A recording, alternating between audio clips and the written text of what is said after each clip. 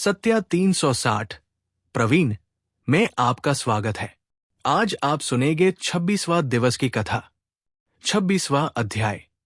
पथिक बोला है प्रेत, तुमने सारस के कहे हुए वचन किस प्रकार और क्या सुने थे, सो कृपा करके कहिए। प्रेत ने कहा है श्रेष्ठ कार्यटेक, इस घने वन में कुहरा नाम की नदी पर्वत से निकली है। उसके समीप जल से भरे अनेक सरोवर हैं, जहां मतवाले हाथियों से भरे हुए कुंज हैं। वहां पर बड़े बड़े कुमकुम और जामुन के वृक्ष हैं। एक दिन मैं घूमता घूमता उस नदी के किनारे पहुंचा और थकावट दूर करने के लिए वहां पर ठहरा गया। वहीं पर सारस का एक जोड़ा किसी दूसरे वन से उड़कर आया और वहां पर पानी पीकर तथा भार्या से रमण करके बाएं पंख में सुख से मस्तक ढांपकर सो गया। इसके अनंतर उसी समय लाल मुख और तीखे दांतों वाला एक बड़ा बंदर वृक्ष से उतरकर जल्दी से वहां पर आया जहां एक सारस सोया हुआ था। उस चंचल बंदर ने कई एक पक्षियों को देखकर उस सोए हुए सारस को दृढ़ता से पैरों से पकड़ लिया और तो सब पक्षी उड़कर वहां से चले गए, परंतु सारसी भयभीत होकर विलाप करती हुई वहां ही रुक गई। नींद के दूर होने तथा भय से नेत्र खोलकर सारस ने बंदर को देखा और मधुर वाणी से कहने लगा कि हे बंदर, तुम बिना अपराध मुझको क्यों दुख देते हो? इस संसार में राजा भी केवल अपराधियों को ही दंड देता है। तुम्हारे जैसे श्रेष्ठ प्राणी किसी को पीड़ा नहीं देते। हम अहिंसक और दूसरे कामों को नहीं देखते। जल की काई खाने वाले, आकाश में उड़ने वाले, वन में रहने वाले, अपनी स्त्री से प्रेम करने वाले, दूसरों की स्त्री को त्यागने वाले, दूसरों की बुराई से दूर रहने वाले, चोरी न करने वाले, बुरों की संगति से वर्जित, किसी को कष्ट न देने वाले हैं। सो इस प्रकार मुझ निपराधी को हे बंदर छोड़ दो। मैं तुम्हारे पहले जन्म के सब वृत्तांत जानता हूं, परंतु तुम मुझको नहीं जानते।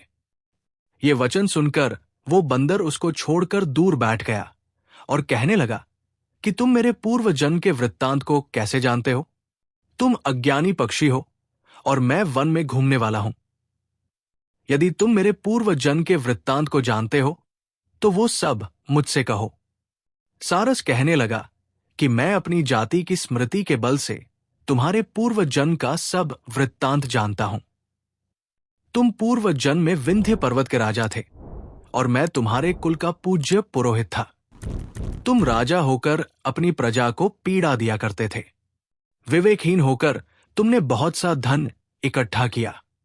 हे वानर, इस प्रकार प्रजा की पीड़न रूपी अग्नि की ज्वाला से तुम पहले ही तप चुके हो। पहले तुम कुंभीपाक नरक में फेंके गए, जहां बारंबार मरने तथा जन्म लेने पर तुम 3000 वर्ष तक उस नरक की तीव्र अग्नि की यातना सहन करते रहे। फिर नरक से निकलकर बचे हुए पापों के कारण इस बंदर की योनि में आए और मुझको मारना चाहते हो। पूर्व जन्म में तुमने ब्राह्मण के बाग से लूटकर बलपूर्वक फल खाए थे। उसका ये भयंकर फल हुआ कि तुम वानर और वनवासी हुए। प्राणी अश्वमेघ अपने किए हुए कर्मों को भोगता है, इसको देवता भी हटा नहीं सकते। इस प्रकार मैं सारस का जन्म लेकर भी अज्ञान से मोहित नहीं हुआ। हे ब्राह्मण, ये कथा सुनकर वानर ने सारस से कहा। इतनी कथा सुनकर वानर कहने लगा कि यदि ठीक ही जानते हो तो बतलाओ कि तुम पक्षी कैसे हुए? तब सारस बोला, है वानर, किस कर्म से मैं पक्षी होकर इस दुर्गति तक पहुंचा, उसका कारण भी सुनो। तुमने नर्मदा नदी के किनारे पर सूर्य ग्रहण के समय बहुत से ब्राह्मणों के निमित्त 100 ढेर अन्न के दान किए थे। मैंने पुरोहिताई के मद से थोड़ा सा ब्राह्मणों को दिया और बाकी सब मैं आप हर ले गया। इन ब्राह्मणों के द्रव्य का अपहरण करके पाप से मैं पहले काल सूत्र नरक में और फिर रक्त करदूम नरक में, जहां पर बड़े बड़े कीड़े थे, और रक्त तथा पीप से भरा हुआ नाभि तक, नीचे सिर और ऊपर पैर किए हुए पीप चाटता हुआ उस दुर्गंध वाले नरक में बड़े बड़े गिद्ध केवे और कीड़ों आदि से काटा जाकर 3000 वर्ष तक उस यातना को भोगता रहा।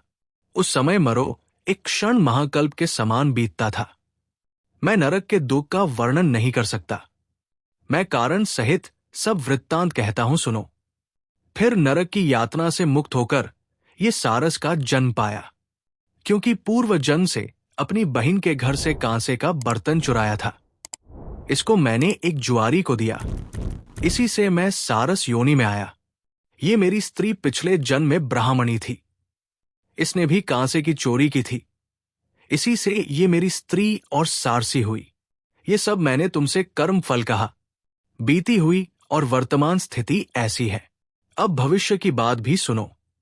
अब मैं, तुम और ये मेरी स्त्री भी हंस होंगे और कामरूप देश में सुख से निवास करेंगे। फिर इसके पश्चात गो योनि में और फिर जाकर दुर्लभ मनुष्य योनि को प्राप्त हो। इसमें मनुष्य पाप और पुण्य दोनों ही कर सकता है। इस प्रकार शिव की माया से ये सारा जगत मोह को प्राप्त होता है। न केवल हम ही वरन इस संसार के सभी जीव प्रवृत्ति मार्ग में फंसकर अच्छे और बुरे कर्म करते और उनका फल भोगते हैं। इसलिए सब प्राणियों को धर्म का सेवन करना चाहिए। देवता, असुर, मनुष्य, व्याघ्र, कीड़े मकोड़े सभी से ये कंटक रूपी मार्ग नहीं छूटता। केवल वेदांत जानने वाले योगी ही इस मार्ग से बच सकते हैं। इसी कारण बड़े बड़े महात्मा भी कर्म फल को टाल नहीं सकते। उपाय से तथा बुद्धि से कोई भी इसको नहीं बदल सकता। तुम पहले राजा थे, फिर नरक में गए, अब बंदर की योनि में वन वन फिरते हो और फिर भी ऐसा ही जन्म पाओगे। ऐसा समझकर बिना शोक किए तुम आनंद पूर्वक इस वन में विचरते हुए काल की प्रतीक्षा करो। और मैं भी ईश्वर की माया से बंधा हुआ इसी प्रकार एक जंगल से दूसरे जंगल में धैर्य धारण किए हुए सारस का जन्म बिताऊंगा। तब वानर से कहा, भले जन्म में मैं तुम्हारी पूजा करता था, अब तुम मुझको प्रणाम करते हो। तुम जाति के स्मरण से मेरे पूर्व जन्म के वृत्तांत को जानते हो, तो सारस सारसी तुम आनंद पूर्वक रहो, तुम्हारा कल्याण हो। तुम्हारे वचनों को सुनकर मैं मोह रहित होकर वन में विचरूंगा।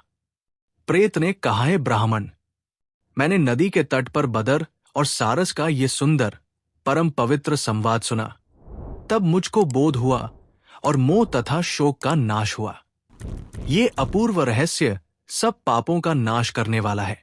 जो कोई भक्तिपूर्वक इसको पढ़ता अथवा सुनता है, उसका अज्ञान दूर होकर उसे ज्ञान की प्राप्ति होती है। बोलो श्री लक्ष्मी नारायण भगवान की जय। आज की कथा यहीं तक। जय Shri Radhe. Please subscribe my channel.